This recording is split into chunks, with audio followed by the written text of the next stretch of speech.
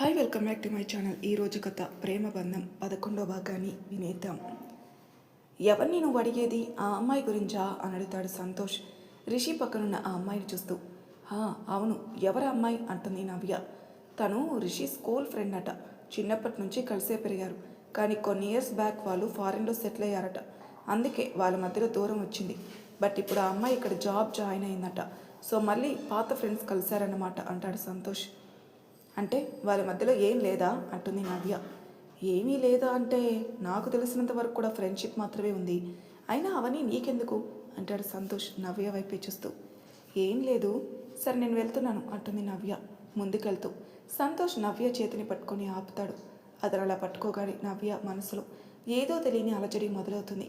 వెనక్కి తిరగకుండా అలా నిలబడి ఉంటుంది. ఏంటి నవ్య, కనీసం నాతో సరిగ్గా కూడా మాట్లాడడం లేదు. నీకు నిజంగా నేనంటే ఇష్టం లేదా? ఇష్టం లేకపోతే చెప్పేయి నవ్య.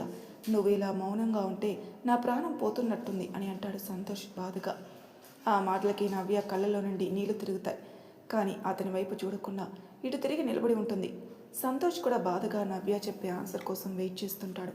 అప్పటి వరకు వాళ్ళని దూరం నుంచి చూస్తున్న తన్వి అక్కడ సిచ్యువేషన్ అర్థమై వాళ్ళ దగ్గరకు వస్తుంది. తన్వి రావడం గమనించి సంతోష్ నవ్య చేతిని వదిలి తర్వాత మాట్లాడతానని చెప్పి వెళ్ళిపోతాడు. ఎందుకంటే నవ్య తన వల్ల ఎవరి దగ్గర సంజాయిషి ఇచ్చే పరిస్థితిలో ఉండకూడదని సంతోష్ ఫీలింగ్. అందుకే తన్వి రావడం చూసి వెంటనే వెళ్ళిపోతాడు. వెళ్తున్న సంతోష్ వైపే బాధగా చూస్తూ ఉంటుంది నవ్య. ఏమైంది నవ్య, అతను ఎందుకు అంత బాధగా ఉన్నాడు అంటుంది తన్వి వెళ్తున్న సంతోష్ వైపు చూస్తూ. నవ్య కళ్ళు తుడుచుకుని ఏం లేదు తన్వి అంటుంది. చూడు నవ్య, నువ్వు నా ఫ్రెండ్వి. నువ్వు నా దగ్గర ఏమీ దాచాల్సిన అవసరం లేదు. అసలు విషయం చెప్పు అంటుంది తన్వి. నవ్య తన్విని హగ్ చేసుకుని బాధపడుతుంది. ఏమైంది నవ్య అని అడుగుతుంది తన్వి ఆమె వెన్ను నిమురుతూ. సంతోష్ చాలా బాధపడుతున్నాడు తన్వి. కనీసం నా మనసులోని మాటలు కూడా నేను అతనికి చెప్పలేకపోతున్నాను. కానీ అతనికేమో అది నాకు అతనంటే ఇష్టం లేదనే ఫీలింగ్ వస్తుంది. కానీ అతనంటే నాకు చాలా ఇష్టం తన్వి. బట్ ఇప్పుడే ఆ విషయం చెప్పలేను. మా నాన్నని కాదని నేను ఏమీ పని చేయలేను. అందుకే ముందు మా నాన్నకి ఓకే అయ్యాకే అప్పుడు నా ప్రేమ విషయం అతనికి చెప్తాను. కానీ ఈ మధ్యలో నేను అతన్ని ఎన్నిసార్లు బాధ పెడతాను, అతను నా వల్ల ఎన్నిసార్లు హర్ట్ అవుతాడు తలుచుకుంటే బాధగా ఉంది అంటుంది నవ్య.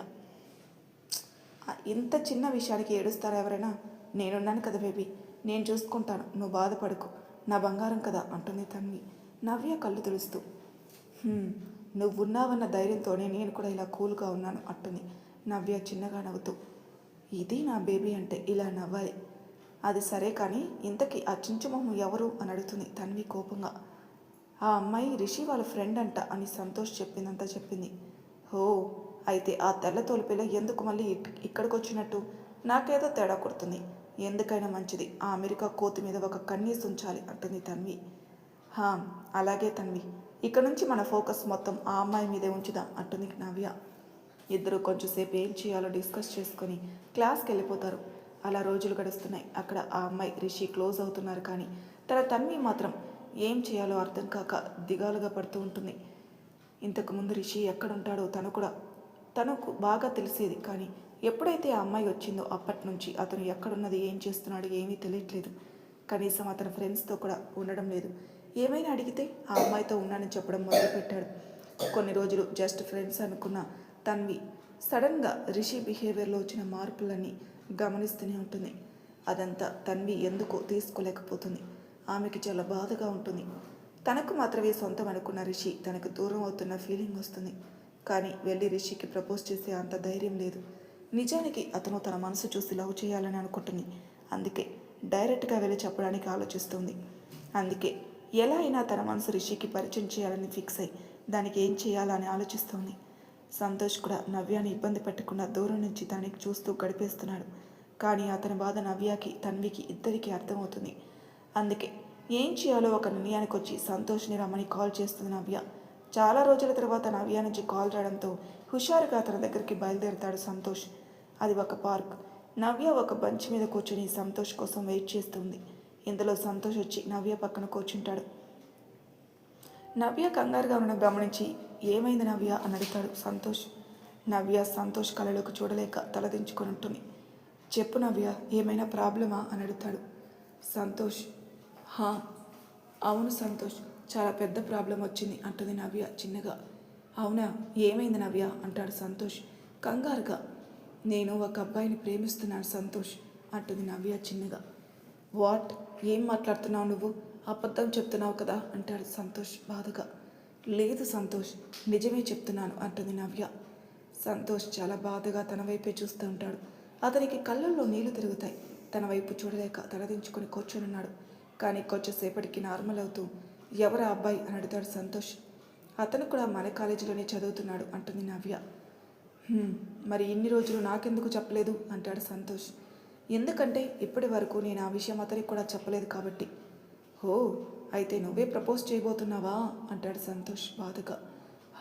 అవును సంతోష్, నీకు తెలుసా, నేను అతను చూసిన మొదటి క్షణమే పడిపోయాను. ఎంతగా అంటే అతనే నా లైఫ్ పార్ట్నర్ అయితే బాగుండు అనుకున్నాను. అందుకే అతన్నే చూస్తూ వచ్చి ఎదురుగా వస్తున్న వాళ్ళకి డాష్ ఇచ్చి కింద పడ్డాను. అప్పుడే నేను చూస్తున్న అతను వచ్చి నా చేతిని పట్టుకొని పైకి లేపి సరిగ్గా నిలబెట్టాడు. నేను మాత్రం అతను నాకు అంత దగ్గరగా వచ్చేసరికి అతన్ని మైమరిచిపోయి చూస్తున్నాను. అతను కింద పడిన నా బాక్స్ తీసి నా చేతిలో పెట్టి నా తలలో పెట్టుకున్న రోజ్ తీసి నా ముందు పెట్టి ఐ లవ్ యూ అన్నాడు. నిజంగా నేను మొదటిసారి చూసి ప్రేమించిన అతను నాకు మొదటి చూపులో ప్రపోజ్ చేయడం చాలా ఆశ్చర్యంగా అనిపించింది. కానీ ఎలా రియాక్ట్ అవ్వాలో అర్థం కాక భయంగా అక్కడి నుంచి వెళ్ళిపోయాను. కానీ అతను మాత్రం ప్రతిరోజు నా వెనకాల వస్తూ ఉన్నాడు. నిజానికి అతనికి తెలియని విషయం ఏంటంటే అతనికి తెలియకుండా నేను కూడా అతన్ని ఫాలో అవుతున్నాను అని. ఒకరోజు అతన్ని చూడకపోయినా ఏదో తెలియని బాధ కలిగేది. అతన్ని చూడగానే ఆ బాధ అంతా కూడా మట్టుమాయమయ్యేది. ఎన్నోసార్లు అతనికి నా ప్రేమ విషయం చెప్పాలనుకున్నాను. కానీ మా నాన్నకి ఇలా ప్రేమ అంటే నచ్చదు, అందుకే చెప్పలేకపోయాను. కానీ ఇప్పుడు చెప్పకపోతే ఇంకెప్పుడూ చెప్పలేనేమో అనిపించి మా నాన్నకి విషయం చెప్పి అతన్ని ప్రపోజ్ చేయడానికి పిలిచాను అంటుంది నవ్య. నవ్య చెప్పిందంతా విని సంతోష్ షాక్లో ఉండిపోతాడు.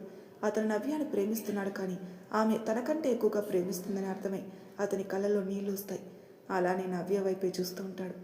నవ్య లేచి ముందుగా తన తెచ్చిన రింగ్ పెట్టుకుని సంతోష్ ముందు మోకాళ్ళ మీద కూర్చొని ఐ లవ్ యూ సంతోష్ అంటుంది. నవ్య తన ప్రేమను చెప్తుంటే సంతోష్ కళ్ళల్లో నీళ్లతో తన ముందు మోకాళ్ళ మీద కూర్చొని తనని హక్ చేసుకుంటాడు. నవ్య కూడా సంతోష్ చుట్టూ చేతులు వేసి అతని హత్తుకొని ఉంటుంది. ఇద్దరు ఇన్నాళ్ళుగా పడిన బాధని కన్నీళ్ళ రూపంలో బయటికి పంపిస్తూ ఉంటారు. కొంచెంసేపటికి ఇద్దరు నార్మల్ అయి దూరం జరుగుతారు. నిజంగా ఈరోజు నాకు చాలా హ్యాపీగా ఉంది నవ్య అంటాడు సంతోష్ నవ్య చేతిని గట్టిగా పట్టుకొని. నాకు కూడా చాలా హ్యాపీగా ఉంది సంతోష్. ఇన్ని రోజులు నేను బాధ పెడుతూ నేను కూడా బాధపడ్డాను, కానీ ఇప్పుడు ఆ బాధ ఉండదు. ఇద్దరం చాలా హ్యాపీగా ఉండొచ్చు అంటుంది నవ్య సంతోష్ భుజంపై తల పెట్టుకుని. నవ్య, నిజంగా ఇకపై ఎటువంటి బాధ ఉండదు అంటాడు సంతోష్ కూడా. ఇద్దరు కూడా ఎన్నో రోజుల నుంచి చెప్పుకోవాలనుకున్న కబుర్లు చెప్పుకుంటూ ఉంటారు. తన్వి వాళ్ళని దూరం నుంచి చూసి హ్యాపీగా ఫీల్ అవుతూ వాళ్ళని డిస్టర్బ్ చేయడం ఇష్టం లేక అక్కడి నుంచి ఇంటికి వెళ్ళిపోబోతుంది. ఇంతలో తనకు ఇంకో పక్కన రిషి ఉన్నట్టు అనిపించి అటువైపుగా వెళ్తుంది. రిషి ఆ అమ్మాయితో కలిసి పార్క్లో కూర్చుని మాట్లాడుతూ ఉంటాడు. తన్వికి అది చూడగానే చాలా బాధగా అనిపిస్తుంది. వాళ్ళని కళ్ళల్లో నీళ్ళతో చూస్తూ ఉంటుంది. ఆ అమ్మాయి రిషితో అంత చనువుగా ఉండడం ఎందుకో తన్వికి అస్సలు నచ్చలేదు. కానీ వాళ్ళిద్దరూ బెస్ట్ ఫ్రెండ్స్ అని చెప్పడంతో తాను కంట్రోల్ చేసుకుంటూ అక్కడ ఉండలేక బాధపడుతూ ఇంటికి వెళ్ళిపోతుంది. ఇంటికి వెళ్ళాక కూడా రిషి ఆ అమ్మాయి గుర్తు వస్తుంటే బాధగా కళ్ళు మూసుకొని ఆలోచిస్తూ ఉంటుంది. లేదు, నేను ఇలా బాధపడుతున్నాను కరెక్ట్ కాదు. అసలు నేనెందుకు బాధపడాలి? ఎలానో వాళ్ళు లవర్స్ కాదు కాబట్టి నేను నా ప్రేమను రిషికి పరిచయం చేయాలి. దానికోసం ఏం చేయాలని ఆలోచించి ఒక ఐడియా రావడంతో చిన్నగా నవ్వుకుంటుంది. మిస్టర్ రిషి వర్మ గారు, మీరు నా లవ్లో పడడానికి రెడీగా ఉండండి. తొందరలో తన్విగా ఉన్న నేను తన్వి రిషి వర్మ అవ్వబోతున్నాను అనుకుంటూ నవ్వుకుంటూ బెడ్ మీదకి వాలిపోతుంది తన్వి. నెక్స్ట్ డే ఎప్పటికన్నా ముందే లేచి ఫ్రెష్ అయ్యి మనోజ్ని లేపుతుంది. ఏంటి నా బంగారం ఈరోజు ఎంత తొందరగా లేచేసింది అని అడుగుతాడు మనోజ్ లేస్తూ. ఏం లేదన్నయ్య, ఈరోజు ఒక మంచి పని స్టార్ట్ చేద్దాం అనుకున్నాను, అందుకే ఇలా తొందరగా లేచాను అంటుంది తన్వి నవ్వుతూ. అవునా, ఇంతకీ ఏం పని స్టార్ట్ చేయబోతుందో నా బేబీ అని అడుగుతాడు మనోజ్ బెడ్ మీద కూర్చుంటూ. ఇప్పుడే కాదన్నయ్య, సక్సెస్ అయ్యాక చెప్తానులే అంటుంది. సరే, నువ్వు ఏమనుకుంటున్నావో అది ఖచ్చితంగా సక్సెస్ అవుతుంది. I wish you all the best అంటాడు మనోజ్ ప్రేమగా తన్వి వైపు చూస్తూ. థ్యాంక్స్ అన్నయ్య, ఫస్ట్ నువ్వు కాఫీ ఇచ్చేస్తే నా పని నేను స్టార్ట్ చేస్తాను అంటుంది తన్వి నవ్వుతూ. అలాగే బేబీ అని మనోజ్ లేచి ఫ్రెష్ అయ్యి తన్వి కోసం కాఫీ ఇస్తాడు. తన్వి కాఫీ తాగి కిచెన్లోకి వెళ్తుంది. వామ్మో, ఇదేం వింతే, నువ్వు కిచెన్లోకి రావడం ఏంటే అంటారు తన్వి వాళ్ళమ్మ షాకింగ్గా. ఏంటమ్మా అంత షాక్ అవుతున్నావు? నేను ఇక్కడికి రాకూడదా అంటుంది తన్వి బొంగమూతి పెడుతూ. రాకూడదని కాదే, నువ్వు బాగానే ఉన్నావా? నీ హెల్త్ బాగానే ఉందా? ఉండు, నాన్నకి చెప్పి ట్యాబ్లెట్లు తెప్పిస్తాను అంటారు వాళ్ళ అమ్మ. అబ్బా అమ్మ, ఎందుకు ఇలా చేస్తావు? నేను బాగానే ఉన్నాను, జస్ట్ వంట నేర్చుకుందామని వచ్చాను అంటుంది తన్వి కళ్ళు తిప్పుతూ. వామ్మో, ఏమండి, నా బిడ్డకి ఏదో గాలి సోకింది అని అరుస్తూ కిచెన్ నుంచి బయటకు వస్తారు ఆవిడ. ఆవిడ అరుపులకి రూమ్లో ఉన్న మనోజ్ ఇంకా వాళ్ళ నాన్నగారు కూడా బయటకు వస్తారు. ఏంటోయ్ అలా అరుస్తున్నావు అని అడుగుతారు ఆయన. ఏవండి, మన తన్వికి ఏదో అయిందండి, పిచ్చి పిచ్చిగా మాట్లాడుతుంది అని అంటారు ఆవిడ కంగారుగా. ఏమంటున్నావమ్మా? ఇప్పుడే నా దగ్గరకు వచ్చింది కదా, ఇంతలోని ఏమైంది అని అంటాడు మనోజ్ కంగారుగా. అది ఈరోజు కిచెన్లోకి వచ్చి వంట నేర్చుకుంటానందిరా, ఏంటో గాలి సోకిందిరా దానికి అంటారు భయంగా ఆవిడ. అమ్మా అని ఏడుపు మొహం పెట్టుకుని మనోజ్ దగ్గరికి వెళ్తుంది తన్వి. చూడరా దాన్ని, ఎప్పుడు నేను లేపితే కానీ లేకదు, అలాంటిది ఇప్పుడు ఇంత తొందరగా లేచి రెడీ అవడమే కాకుండా వంట నేర్చుకుంటానంటుందిరా. చూడన్నయ్య అమ్మ ఎలా మాట్లాడుతుందో అని అంటుంది తన్వి ఏడుపు మొహం పెట్టుకుని. బంగారం, నిజంగా నువ్వు బాగానే ఉన్నావా అంటాడు మనోజ్ తన్వి నుదుటిపై చెయ్యి వేస్తూ. అన్నయ్య, నువ్వు కూడానా అంటుంది తన్వి మనోజ్కి దూరం జరుగుతూ. బంగారం, నువ్వు ఇలాంటి షాక్ ఇస్తే అన్నయ్య అమ్మే కాదురా, నేను కూడా అలానే అనుకోవాల్సి వస్తుంది అంటారు వాళ్ళ నాన్న నవ్వుతూ. అసలు మీరందరూ ఏంటి ఇలా ఉన్నారు? అరే, చిన్నపిల్ల ఏదో సరదా పడుతుంది, నేర్చుకుందామని ఏమైనా ఉందా? అందరికీ నేనంటే జోక్ అయిపోయింది. అసలు మీరందరూ మారిపోయారు అంటుంది తన్వి అలకి సోఫాలో కూర్చుంటూ. అరే బంగారం, అలగకు నాన్న. అయినా ఇప్పుడు నువ్వు వంట నేర్చుకోవాల్సిన అవసరం ఏముంది చెప్పు అంటాడు మనోజ్. అన్నయ్య, నేను నేర్చుకుంటాను, నా ఫ్రెండ్స్ అందరికీ వచ్చు, నాకే రాదు, అందుకే నేర్చుకుంటాను అంటుంది తన్వి వాళ్ళని అడుగుతూ. అలాగేలే, కానీ ఇంత సడన్గా ఎందుకు? తర్వాత నేర్చుకోవచ్చు కదా అంటాడు మనోజ్. లేదన్నయ్య, నాకు ఇప్పుడే కావాలి, ప్లీజ్ అమ్మా అంటుంది తన్వి. సరే బంగారం, అలానే నేర్పిస్తాను అంటారు వాళ్ళమ్మ. థ్యాంక్స్ అమ్మా, ఫస్ట్ అయితే దోశలు వేద్దాం పద అంటుంది తన్వి ఎక్సైట్ అవుతూ. నీకేం వచ్చినా పట్టలేనులే కానీ పద అని తన్విని తీసుకుని కిచెన్లోకి వెళ్తారు ఆవిడ. అసలు కిచెన్ ఎలా ఉంటుందో కూడా తన్వి మొదటిసారి మొత్తం అంతా కూడా చూస్తూ ఉంటుంది. ఏంటే, మ్యూజియంకి వచ్చిన చిన్నపిల్లలా సంబరపడుతూ మొత్తం అంతలా చూస్తున్నావు అంటారు ఆవిడ అయోమయంగా తన్వి వైపు చూస్తూ. అమ్మ, కిచెన్ ఇలా ఉంటుందని నాకు తెలియదు అని అంటుంది తన్వి. మరే, చిన్నప్పటి నుంచి ఎప్పుడైనా వస్తేనే తెలిసేది అంటారు ఆవిడ వెటకారంగా. నన్ను తర్వాత అందులే కానీ ముందు నేర్పించు అంటుంది. ఆవిడ దోశ ఎలా వేయాలో చూపించి తనకు వేయమని ఇస్తారు. మన తన్వి ఆ ప్యాన్లో ఇండియా మ్యాప్ వేస్తుంది ఆవిడ తల కొట్టుకుని. ఏంటే ఇది అంటారు. ఆవిడ ఇక్కడ ఉంటే తన పని అవనివని ఆవిడ్ని బలవంతంగా బయటికి పంపి తన వేయడం స్టార్ట్ చేస్తుంది. కొన్ని మాడిపోతే, కొన్ని విరిగిపోతాయి, కొన్ని అయితే అవి ఏం షేపులో వచ్చాయో కూడా అర్థం కాకుండా వస్తాయి. అబ్బా, ఇవేంటి ఇలా వస్తున్నాయి అనుకుంటూ ఉంటుంది తన్వి. అబ్బా రిషి, నీ కోసం దోశలు వేద్దామంటే రావడం లేదు. ఇప్పుడు నేను వేసే దోశ బాగా వచ్చింది అనుకో, ఇది నేను నీకు తీసుకుని వస్తాను సరేనా అనుకుంటూ తన ప్రేమను మొత్తం ఆ దోశలాగే వేస్తుంది. అదేం విచిత్రమో, ఆ దోశ చాలా బాగా వస్తుంది. లవ్ యూ రిషి బంగారం అనుకుంటూ మిగిలినవి కూడా వేసి కొన్ని అతని కోసం బాక్స్లో పెట్టి మిగిలినవి బయటకు తీసుకుని వెళ్తుంది. ఫైనలీ వేసేశాను అని అందరినీ కూర్చోబెట్టి తను వేసిన దోశలు పెడుతుంది. అవి చూసి వాళ్ళు తింటూ, బాగా వేసావు బంగారం అంటారు. కదా, చూసావా అమ్మా, నేను ఎంత బాగా వేశానో, ఇలానే ఈ రోజు నుంచి నేను వంటలు నేర్చుకుంటాను అంటుంది.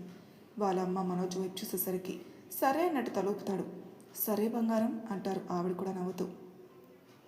తన్వి కూడా రెడీ అయ్యి బాక్స్ రెడీ చేసుకుని తన స్కూటీ మీద కాలేజీకి వెళ్తుంది. అప్పటికే నవ్య వచ్చి తన్వి కోసం వెయిట్ చేస్తూ ఉంటుంది. ఏంటి మేడం గారు, ఈరోజు చాలా హుషారుగా ఉన్నట్టున్నారు అంటుంది తన్వి నవ్యాన్ని చూసి నవ్వుతూ.